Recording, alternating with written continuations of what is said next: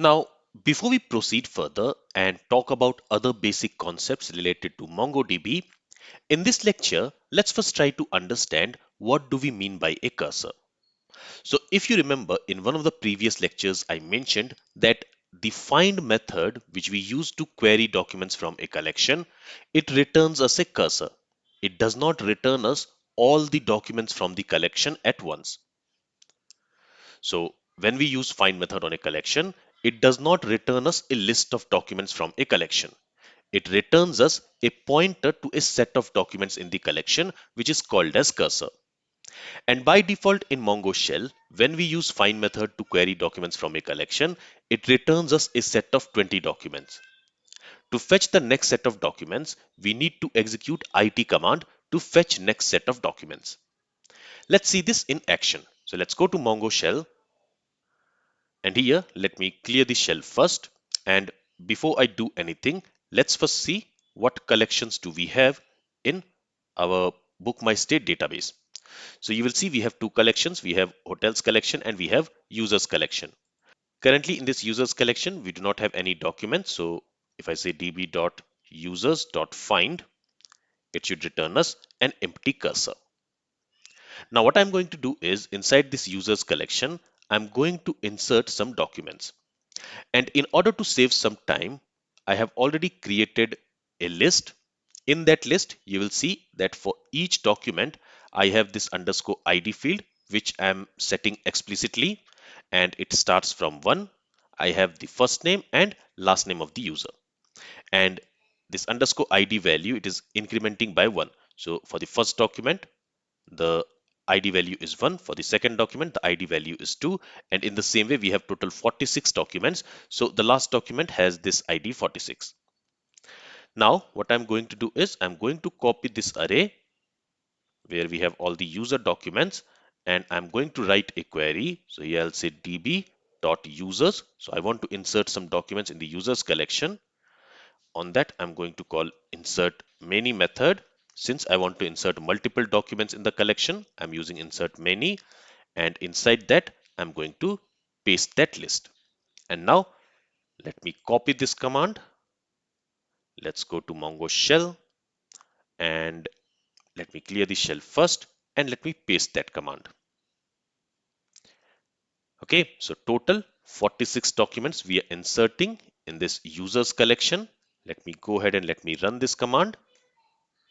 And you will see all the documents have been inserted, and we can also see the underscore ID value for each inserted document. Okay, now let me clear the shell. And now what we will do is let's go ahead and let's query the users collection. And for that, I'm going to use find method on the users collection. If I press enter, you will see that this find method has not returned us all the documents. In this users collection, we have total 46 documents, but this find method has only returned us 20 documents. And it says we need to type ID to fetch next set of documents. So basically this find method, it has returned us a cursor. A cursor is an object which points to a set of documents. Currently the cursor which this find method has returned, it is pointing to these 20 documents. If I go ahead and if I type IT here and if I press enter, that same cursor will point to next 20 set of documents. So now that cursor is pointing to these 20 documents. And if I type IT command again and if I press enter, it will point to next set of documents. So in the next set of documents, we only have these 6 documents.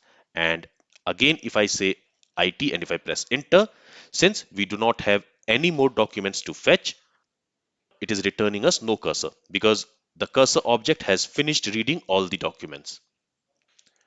Okay, so let me clear the shell. So as I mentioned before, this find method, it returns us a cursor. And a cursor is basically an object which points to a set of documents in the collection. So in MongoDB, a cursor is a pointer to the result set of a query. It is not the data itself, but it is an object that allows you to iterate over the documents returned by the query. So the find method returns us a cursor which points to a set of documents. And using that cursor, we can iterate over the documents. And as we learned, when we execute this find method on a collection, it returns a cursor rather than all the documents at once. Now, why does MongoDB returns a cursor instead of returning all the documents? The reason for that is when we use cursor to query the documents, first of all, since it returns a small set of data, it is very fast, it is very efficient. So for very large result sets, returning all documents at once will be slow and it will consume an enormous amount of memory. But cursor allows you to retrieve documents in batches and it returns you data few at a time. Instead of returning all the documents at once, it returns you few documents at a time. So it makes the querying faster and it also saves the memory. Then the query is executed, but the documents are only fetched from the database as you iterate through the cursor. And this lazy loading is highly efficient. Also, cursor provide methods for sorting, limiting, and skipping result on the server side, giving you fine-grained control over the data you retrieve.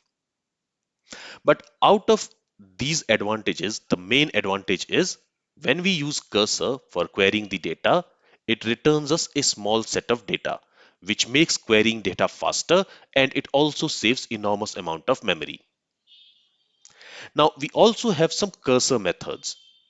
So for example, what we can also do is we can assign a cursor to a variable and on that variable we can call this next method to fetch next set of data. So to understand this, let's go to Mongo shell. Here, let me go and let me clear the shell. And what I'll do is here I'll create a variable. I'll simply call it as cursor. And remember that in Mongo shell, we use JavaScript like syntax. And in here, we can also create variables just like how we can create a variable in JavaScript.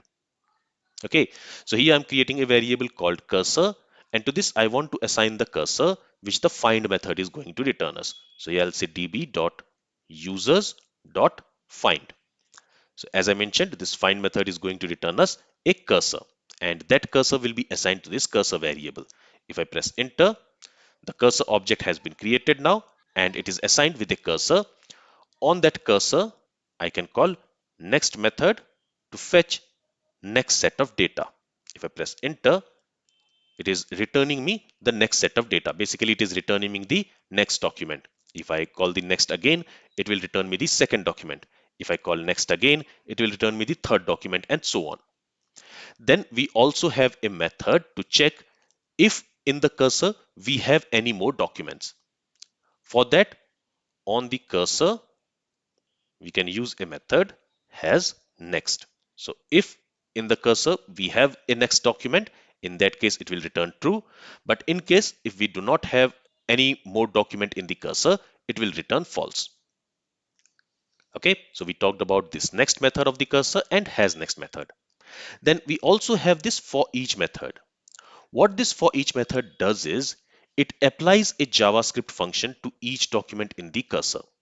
And once this forEach method has looped over all the documents in the cursor, it will automatically request for the next set of document from the cursor.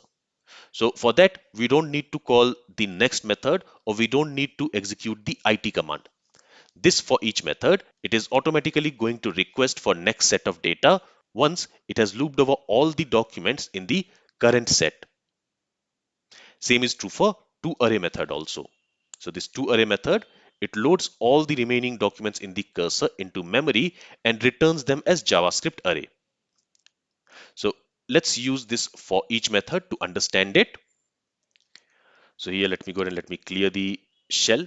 And remember that when we called this find method, it returned us a cursor and that we assigned to this cursor object.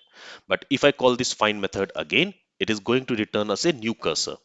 Okay, it is not going to return us the same cursor. So here if I clear the shell and now if I say db.users.find, in this case it is going to return us a new cursor. And on that cursor, I'm going to call for each method. And to this for each method, we can pass a callback function like this. So what this for each method is going to do is it is going to loop over each document in the cursor, which this find method is going to return us. And for each document, it is going to execute this function which we are passing to it. In this function, I am simply going to print something. So for that, I can use this print method. And here I can say, here I'm going to pass a string value where I'll say first name. And then I want to show the first name of the user. So here I'll say, so for each iteration for this method, we are going to receive an argument. So I'm going to call that argument as user, and this user is going to receive the user document for each iteration. So from that user document, I want to read the first name. So here I'll say user dot first name. Okay, and I think this n is in lowercase in the document. So this for each method, it is going to execute this function for each document in the cursor, which this find method is going to return. And once it has looped over all the documents in that cursor, it is going to request for next set of documents, and it is going to do automatically. We don't need to manually call the next method on the cursor, or we don't need to run any IT command for that. So here, if I go ahead and if I press enter, you will see that it has looped over all the documents, all the 46 documents, and for each iteration, for each document, it is displaying the first name of the user. And here, so remember that this find method is going to return us a cursor. In the first cursor, we will only have 20 documents. So once this for each method has looped over those 20 documents, it is going to request for the next set of documents, and it is going to do it internally. So this is another cursor method which we can use and which makes an automatic request for next set of documents if it has already looped over all the documents in the current cursor. And just like for each, we also have this toArray method which does the same thing. Basically, this toArray method, it returns you all the documents inside an array, and this toArray method also, it is going to loop over each document in the cursor, and once it has finished looping over each document in the current cursor, it is automatically going to request next set of documents, and then it will loop over those documents again, and then it will request next set of documents. So at the end, it is going to return us an array with all the documents from the collection. I hope this point is clear. So from this lecture, I hope now you understand what is a cursor and why does find method returns a cursor instead of returning all the documents from the collection. The find method does this because when find method returns us a cursor, querying data becomes much more faster and it is much more efficient. Alright, so this is all I wanted to cover in this lecture. If you have any questions from this lecture, then feel free to ask it. Thank you for listening and have a great day.